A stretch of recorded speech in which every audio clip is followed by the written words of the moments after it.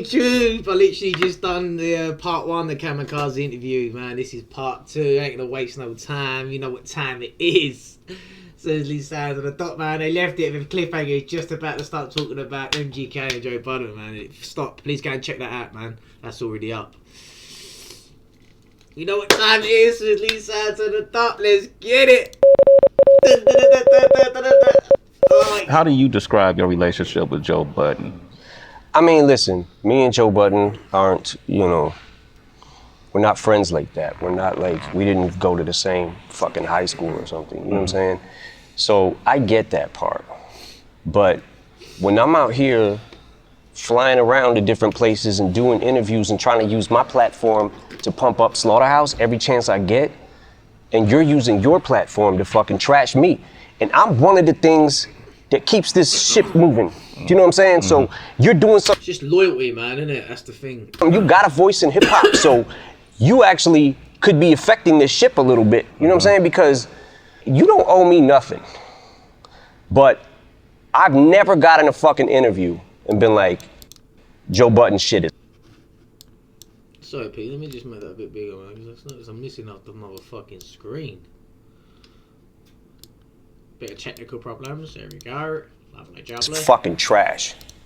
That last album he put out is fucking trash. So that's kind of the attitude I took to this whole album. Kamikaze is like, all right, what if I give everybody my opinion about them? Yeah. But look, I want to talk about Slaughterhouse, because there's a lot of, including myself, people that really feel like the Slaughterhouse saga was unfinished. You know, I know there's a Glass House album. Look how Eminem just chills, man. Like, he's just like, you know what I mean? He ain't sitting there all like fucking chained up and like fucking, yeah, man. Like, he's just a normal dude at heart. He's just humble, man. That was pretty much completed but never released, right? Where we had left it about 2 years ago was everybody came in and some of the guys in the group picked certain beats. Some of the guys didn't feel those beats, so they liked the other beats. And there was definitely enough songs to put an album out, but for the most part, it wasn't a complete picture because everybody wasn't on the same page of what their favorite songs were. So I thought they were gonna go back home, regroup, and try to make a few more songs. I didn't hear anything from that, and then at that point I started getting really deep into Revival. You know, I was recording every day. So a couple months go by, and from what I understand it to be, what I was told, I didn't hear this firsthand, but Joe said, Slaughterhouse ain't hot right now, we don't have a buzz, we need to put out a mixtape. From that point, everybody started branching out. Royce went and did his album, Prime. Like, everybody started doing their own kind of solo shit. So I thought they were just happy with that. You know what I'm saying? Like, they just wanted to maybe work on their own projects for a while and we would come back and visit this or whatever. Bro, this came out on my birthday, 30th of September, man. Obviously, not when I was born, but my birthday. It's sick, man. We made the first Slaughterhouse album.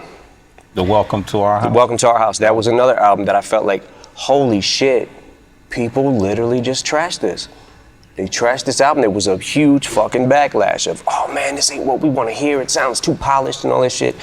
Like, you're critiquing these guys who are fucking wordsmiths.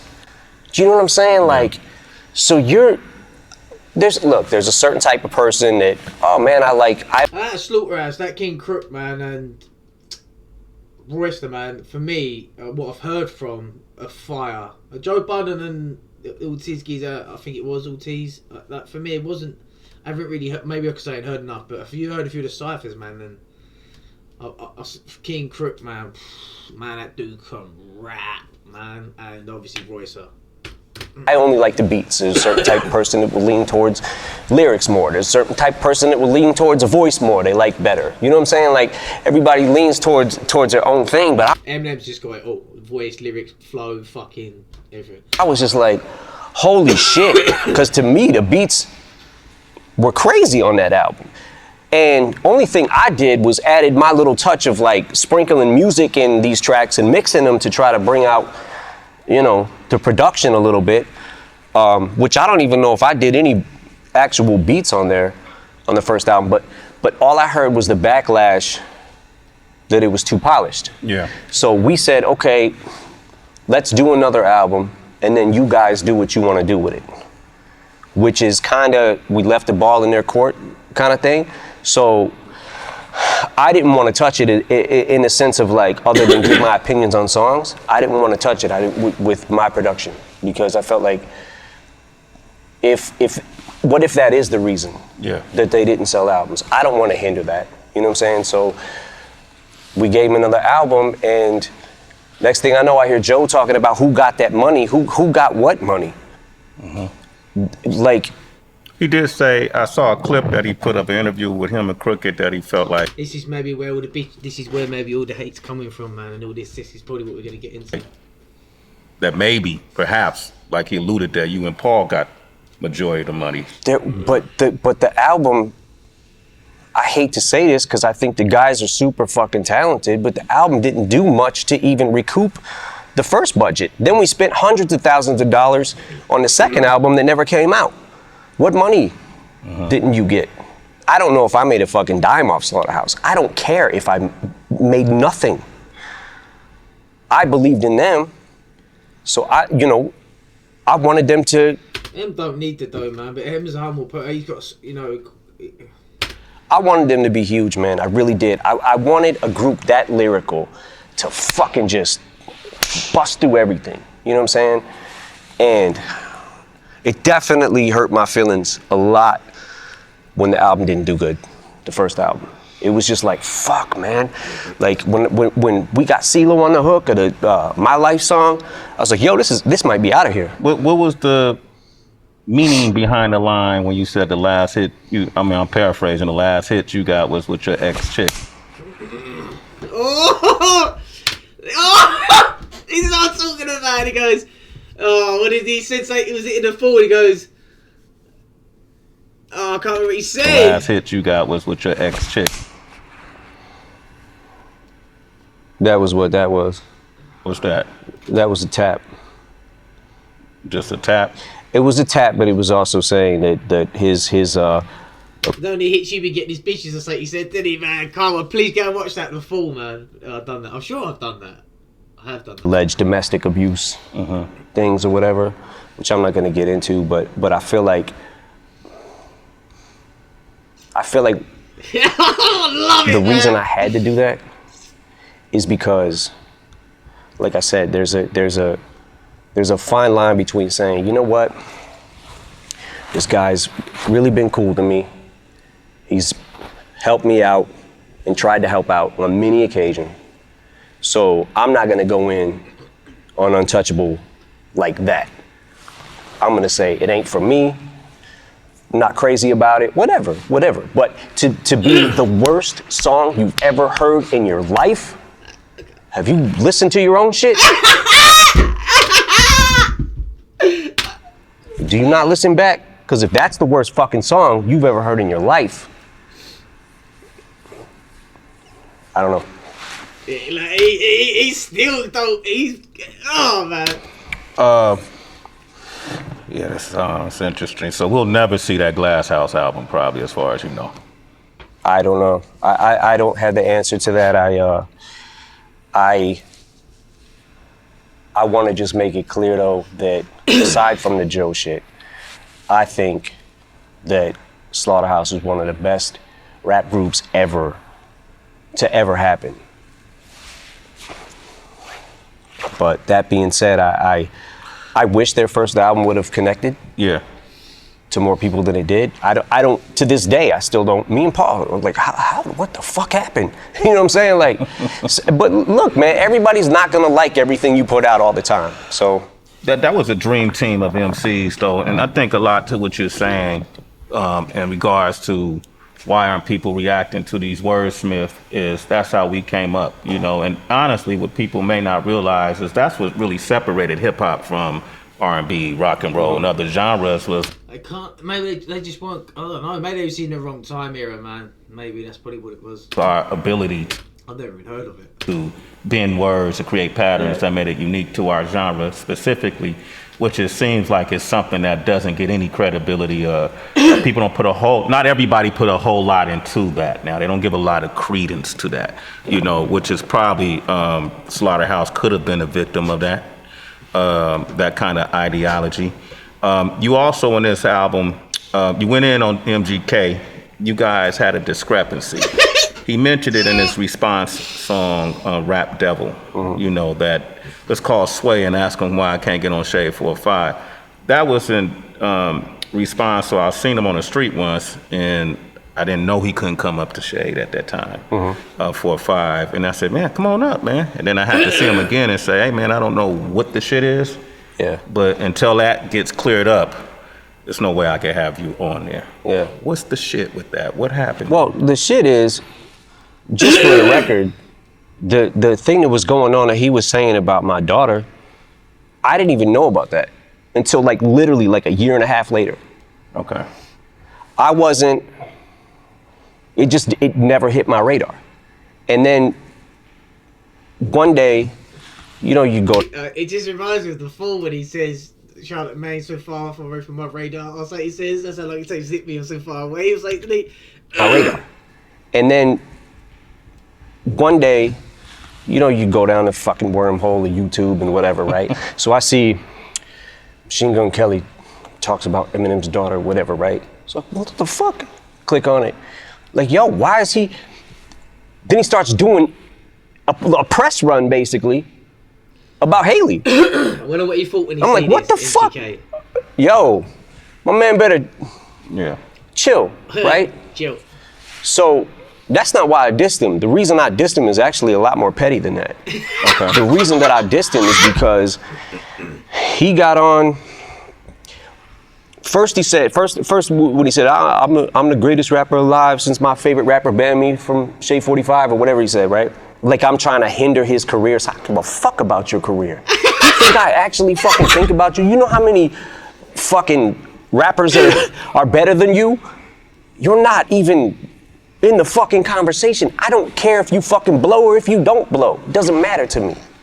But then when you get on Tech Nine's album and you start sending shots and people start hitting me up, yo, Machine Gun dissed you, he just dissed you, he dissed you. I'm like, I listen to it, I'm like, did he really diss me though? I keep listening to it. Y'all just rap, you not gods. And then somebody sends me a screenshot of his Twitter. And it says, had some shit to get off my chest. You just rap, you not God. Some shit like. Talking about rap God. You're missing with the fucking goat, man. That, and I was like. A reference to the Rap God song? Yeah. So I'm like, on the song he said, y'all just rap, you not gods. And on Twitter, he said, you just rap, you not God. Had some shit to get off my chest. And I'm seeing, and by the way, this was on the heels of the freestyle he had just did about Shade 45s. Shut the fuck up. Shut the fuck up. Now, shut the fuck out he had just did about Shade 45s. Shut the fuck up. Shut the fuck up. Now I'm in this fucking weird thing because I'm like, I gotta answer this motherfucker. Oh, that decision was the best decision he made, man. Just the way he does that. I gotta answer that motherfucker. Because I'm like, that's like I have a film. I gotta answer this motherfucker. And every time I do that, it makes that person as irrelevant as people say I am in hip hop. Yeah. I make them bigger by getting into this thing. Eminem is the biggest thing in hip hop. Don't give a fuck what anyone says. Where I'm like, I want to destroy him. Yeah. But I also don't want to make him bigger. Yeah. You know what I'm saying? Yeah. Because now you're a fucking. Please go check out my kill shot. I've done Rap Devil as well. Please go check out my kill shot, man. Please. Enemy. So I'll leave it at that. I'm not sure exactly what I'm gonna do at this point right now because I'm still kind of waiting to see what. You haven't heard his Rap Devil response? No, I heard it. What do you think of it? It's not bad for him. Mm-hmm. Oh, so he has heard that. Oh, he hasn't done kill shot yet then. Oh, okay. What do you think of it? It's not bad for him. Mm-hmm. He has some good lines in it. Did y'all really call Interscope to try to shelve his? Fuck no. I had never made a fucking call, made a call to Diddy, really? Yeah. I got Diddy's number, just hit him up. Yo, Diddy, what up? Never happened. It didn't feel like a diss to me, it just felt like pitiful. I said that it's like he complimented him, then dissing him. And I said, when you watch Rap Devil, you'll see it, man. I was like, if you're going to diss someone, just diss him. It's like the game, he done the same thing. It was like a love letter or a death threat. As I said, bro. The same as the games. Never happened. But Rap Devil was a lot better than the games. It didn't feel like a diss to me, it just felt like pitiful. Like, ah, fuck. Now I'm feeling bad for something I didn't even have to do with. So that's how that happened. So he made a reply to my reply. So regardless of what the fuck he wants to say, oh, it was from 6 years ago. Motherfucker, shut the fuck up. Shut the fuck up. Wait. I'm telling you the reason I dissed you now. Yeah. I'm telling you. And I'm gonna sit back and I'm gonna wait for a second just to see, because if people start firing off and I try to answer every fucking body that I dissed on Kamikaze or had words about, I'm gonna be going the next 5 fucking years making please do that, please. Diss song after diss song. You know what I'm saying? So yeah, like, you gonna get hit though. Oh, come on, man. Dre's all over this project.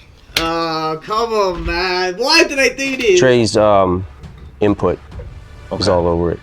There's a couple songs that he kind of deaded them just because he didn't have a good reaction to them, and he also felt like one of them was going a little far. I said this, man. I bet, imagine him else have songs, man, in his locker about it. Oh. A song? Hey, man. What does that mean? A song? Hey, man. What does that mean? Like, how far did it go? It definitely went too far. Knock with the devil in. MUSICLEE's back again. Man, I'm gone, man. I'll see you on the next one.